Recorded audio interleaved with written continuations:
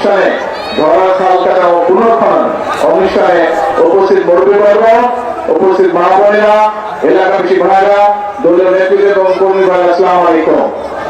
কেমন আছেন সবাই? আজকে এই এলাকার জন্য একটি উল্লেখযোগ্য দিন। এই যে খাল যেটি আনুষ্ঠানিকভাবে পুনর্খননটা উদ্বোধন করলাম আমরা, এই খালটি আপনারা জানেন, বিশেষ করে মুরব্বী যারা আছেন আপনাদের নিশ্চয়ই অনেকেরই বয়স যাদের মোটামুটি হয়েছে, 60-এর বেশি যাদের বয়স বা 60 বছর বয়স, আপনাদের অনেকেরই খেয়াল আছে শহীদ রাষ্ট্রপতি জিয়া রহমান আজ থেকে 45 বছর আগে এই খালটি খনন করতে এসেছিলেন। এই খালটি বন্ধ হয়ে যাওয়ার কারণে এলাকার মানুষের অনেক সমস্যা হচ্ছে, বিশেষ করে কৃষকদের। এই খালটি খনন সম্পূর্ণ হলে পরে এই এলাকার প্রায় 4300 কৃষক উপকৃত হবে, প্রায় 20,000 মানুষ এই এলাকার উপকৃত হবে। সমগ্র ময়মনসিংহ জেলাতে প্রায় 2500 কিলোমিটার খাল আছে যেগুলি খনন বা পুনর্খনন করা প্রয়োজন। এখন প্রিয় ভাই বোনেরা, এই যে খাল পুনর্খনন করলে এই এলাকার মানুষের ক্ষতি হবে না উপকার হবে? উপকার হবে। প্রিয় ভাই বোনেরা, ঠিক একইভাবে কৃষক বলুন, সাধারণ মানুষ বলুন, যাদের পাশ দিয়ে খালটা যাবে তাদের কম বেশি উপকার হবে। এই যে আপনারা যে বিএনপি কে ভোট দিয়ে সরকার গঠন করেছেন, আমাদের লক্ষ্যই ছিল, আমাদের উদ্দেশ্যই ছিল যে আমরা সরকার গঠন করতে সক্ষম হলে আমরা এরকম খাল খনন করব। আমাদের লক্ষ্য ছিল যে আমরা সরকার গঠন করতে সক্ষম হলে আমরা নারীদেরকে স্বাবলম্বী করার জন্য মায়েদের হাতে আমরা পরিবার ভিত্তিক মায়েদের হাতে আমরা ফ্যামিলি কার্ড তুলে দেবো। সেটির কাজও আমরা শুরু করেছি, নিশ্চয়ই আপনারা খবরে দেখেছেন না? আমরা বলেছিলাম শুধু কৃষকদের খাল খনন নয়, কৃষকদেরকে সহযোগিতা করার জন্য যাতে বছরে অন্তত একবার হলেও তাদেরকে সরাসরি ভাবে আমরা সহযোগিতা করতে পারি, সেই জন্য আমরা ফ্যামিলি কার্ডের মতন কৃষক ভাইদের কাছে কৃষক কার্ড দেব। সেটির কাজে আলহামদুলিল্লাহ আমরা শুরু করেছি। আমরা বলেছিলাম যে আমরা সরকার গঠন করতে সক্ষম হলে এই যে গ্রাম অঞ্চলে যে স্কুলে বাচ্চারা, ছোট ছোট বাচ্চারা আছে, প্রাইমারি স্কুলে বাচ্চা আছে, এই বাচ্চাদেরকে আমরা নতুন স্কুলের পোশাক দিব, এই বাচ্চাদেরকে আমরা বই খাতা নেওয়ার জন্য নতুন ব্যাগ দিব, স্কুল ব্যাগ দিব। সেটির কাজও চলছে। ইনশাআল্লাহ জুলাই মাস থেকে সমগ্র বাংলাদেশে পর্যায়ক্রমিক ভাবে সকল প্রাইমারি স্কুলের বাচ্চাদের কাছে আমরা নতুন কাপড় পৌঁছে দিব, তাদেরকে নতুন স্কুল ব্যাগ পৌঁছে দিব। প্রিয় ভাই বোনেরা, আমরা বলেছিলাম যে আমরা সরকার গঠন করতে সক্ষম হলে আমরা এই যে এলাকায় বিভিন্ন মসজিদ মাদ্রাসা আছে, অন্য ধর্মের যে ধর্মীয় প্রতিষ্ঠান আছে, এইখানে যারা ব্যক্তি আছেন, মুসলমানের ইমাম খতিব আছেন, মসজিদ মাদ্রাসায় অন্য ধর্মের যে ধর্মীয় গুরু আছেন, তাদের জন্য আমরা সম্মানের ব্যবস্থা করব। আমরা সে কাজকে আলহামদুলিল্লাহ আল্লাহর মতে আমরা শুরু করেছি, ধীরে ধীরে আমরা নিয়ে যাচ্ছি। এখন প্রিয় ভাই বোনেরা, এই যে কাজগুলো করছি কম বেশি, আমরা বলেছিলাম যে আমাদের দেশের অসংখ্য তরুণ আছে, ছেলে হোক মেয়ে হোক, যাদের হয়তো শিক্ষার আলো আছে কিন্তু তাদের হয়তো কর্মসংস্থান নেই।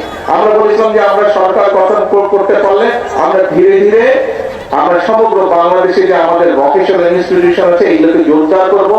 প্রয়োজন হলে আমরা নতুন ব্যবস্থা নিব যাতে করে আমাদের ছেলেরা, আমাদের মেয়েরা টেকনিক্যাল নলেজটা তারা পেতে পারে এবং দক্ষ মানুষ হিসেবে গড়ে উঠতে পারে, ফলে দেশি হোক বিদেশি হোক, যাতে করে তাদের কর্মসংস্থানের ব্যবস্থা করতে পারে।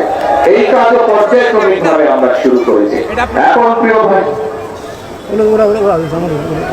আচ্ছা নকল চিন্তা, এখন প্রিয় ভাই বোনেরা,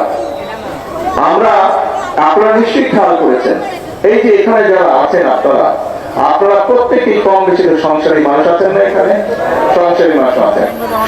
সংসার যখন চলে, সংসারে তো বিভিন্ন রকম সুবিধা অসুবিধা, বিপদ আপদ আসে না?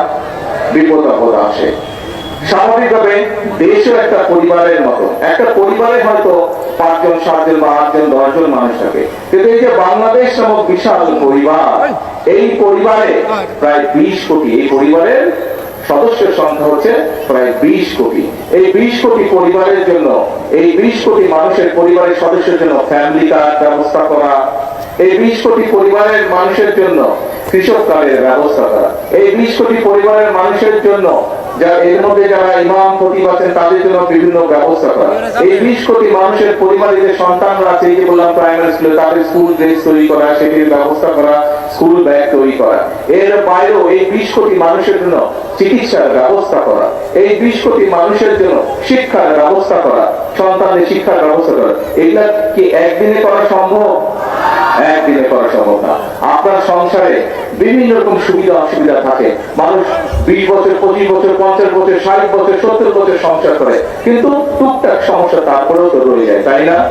এখন সংসারে যেমন সমস্যা থাকে দেশেও সমস্যা থাকে, কিন্তু আমরা যদি সকল ঐক্যবদ্ধ থাকি তাহলে এই যে আমি জিজ্ঞেস করলাম আপনাদেরকে, খাল খনন যদি আমরা করতে পারি তাহলে উপকারটা কাদের হবে? আপনাদের উপকার হবে না করতে? আপনারা বললেন উপকারটা আপনাদের হবে। ঠিক একইভাবে ফ্যামিলি কার্ড যদি আমরা মায়েদের হাতে পৌঁছে দিতে পারি উপকারটা হবে সাধারণ ক্ষেত্রে অমানুষিক। কৃষক কার্ড যদি আমরা পৌঁছে দিতে পারি কৃষকদের হাতে, সারা দেশে প্রায় 2 কোটি 75 লক্ষ কৃষক আছে বিভিন্ন রকমের, তাদের কাছে যদি পৌঁছে দিতে পারি কৃষকরা, উপকারটা কাদের হবে? কৃষক ভাইকে দিতে হবে।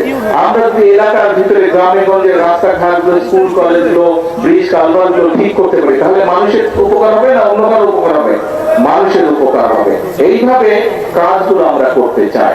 এখন ভাই চলতে গেলে বিভিন্ন কয়েকদিন আগে আপনার কয়েকদিন এই 3-4 দিন আগে ঢাকায় অত্যন্ত অন্যায়, অত্যন্ত দুঃখজনক একটি হৃদয় বিদারক একটি ঘটনা ঘটছে। এই ছোট্ট বাচ্চাকে কিভাবে হত্যা করা হয়েছে দেখেছেন। এখন আমরা প্রথম থেকে বলে এসেছি যে আইনের দৃষ্টিতে কোন ব্যক্তি যদি অপরাধ করে তার শাস্তি পেতে হবে। আইনের শাসন আমরা প্রতিষ্ঠিত করতে চাই। কিন্তু প্রিয় ভাই বোনেরা, আপনি যখন কোনো কাজ করেন, সেটি আপনার নিজের কাজ হোক, কৃষি কাজ হোক, সেটি যে কোনো কাজ হোক না কেন, সংসারের কাজ হোক, একটা নিয়ম কারণ আছে না? যে কোনো কাজ করতে তো কাজের একটা নিয়ম কারণ আছে। এই নিয়ম কারণটাকে মেনে নিয়ে তো কাজটা করতে হয়, তাই নয় কি? আপনি যদি হাঁস করেন, গরু করেন, ছাগল করেন, ধান চাষ করেন, সবজি শাকসবজি চাষ করেন, তাতেও তো নিয়ম আছে। কখন আপনি বীজ বুনবেন, কখন আপনি পানি দিবেন, কখন আপনি সার দিবেন, নিয়ম কারণ আছে না? ঠিক যে কোনো অন্যায়কারী তাকে শাস্তি দিতে হলে, তাকে তার বিচার করতে হলে সরকারের কতগুলো নিয়ম কারণ আছে। এখন আমরা খেয়াল করছি প্রিয় ভাই বোনেরা, গত কয়েকদিন ধরে কিছু সংখ্যক মানুষ, আপনারাও খেয়াল করেছেন, পত্র পত্রিকায় দেখেছেন, আপনারা রেডিও টিভিতে দেখেছেন, আপনারা কিছু সংখ্যক মানুষ একটা পরিস্থিতি তৈরি করার চেষ্টা করছে। রাস্তাঘাট বন্ধ করে দিচ্ছে, যানবাহন চলাচল বন্ধ করে দিচ্ছে, এখানে আগুন ধরাচ্ছে, ওখানে উত্তেজনা সৃষ্টি করছে। এই কাজগুলো যারা তারা করে, তাহলে আপনারা কি মনে করেন প্রথমে কি আইনের শাসনকে তারা বাধাগ্রস্ত করছে না? আইনকে আইনের মতন কি চলতে দিচ্ছে না। প্রিয় ভাই বোনেরা, আমরা খেয়াল করে দেখেছি যে এই যে অন্তর্বর্তীকালীন সরকার যখন ক্ষমতায় ছিল, এই 12 তারিখের নির্বাচনের আগে যে অন্তর্বর্তীকালীন সরকার ছিল, সেই সময় আমরা দেখেছি দেশে কয়েকটি দুঃখজনক এরকম অন্যায় ঘটেছে। সেই অন্যায় যখন ঘটেছে, আমি নিজে সেই সকল বাচ্চার মায়েদের সাথে কথা বলেছিলাম।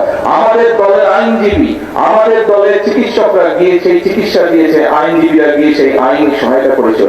কিন্তু তখন আজকে যেই সকল ব্যক্তিরা হইচই করছে, রাস্তা অবরোধ করছে, বড় বড় কথা বলছে, সেদিন কিন্তু তাদেরকে আমরা মাঠে দেখিনি। সেদিন কিন্তু তাদেরকে আমরা দেখিনি যে তারা অবরোধ করেছে। তাহলে কি আমরা ধরে নেব আজকে যেহেতু জনগণকে 12 তারিখের নির্বাচনে বাংলাদেশের জনগণ যেহেতু বিএনপিকে ভোট দিয়ে সরকার গঠন করতে ক্ষমতা দিয়েছে, সেই জন্যই তাদের জ্বালা হচ্ছে, এবং এই জ্বালার কারণেই তারা এইসব কর্মকাণ্ড করছে। তাই তো আমরা ধরে নেব, তাই নয় কি? আপনারা চিন্তা করে দেখেন প্রিয় ভাই বোনেরা, যারা এই রকম পরিস্থিতি তৈরি করতে চেষ্টা করছে তারা কিন্তু কৃষককে নিয়ে কোনো কথা বলে না। যারা একটা ঘোলাটে পরিস্থিতি তৈরি করতে চেষ্টা করছে তারা দেশের মানুষের কর্মসংস্থান নিয়ে কোনো কথা বলে না। যারা এই ধরনের পরিস্থিতি তৈরি করার চেষ্টা করছে, রাস্তাঘাট বন্ধ করে দিয়ে অবরোধ করার চেষ্টা করছে, তারা কিন্তু কৃষকের খাল কাটার কথা বলে না, তারা কৃষক কার্ডের কথা বলে না। যারা এই ধরনের অরাজক পরিস্থিতির সৃষ্টি করার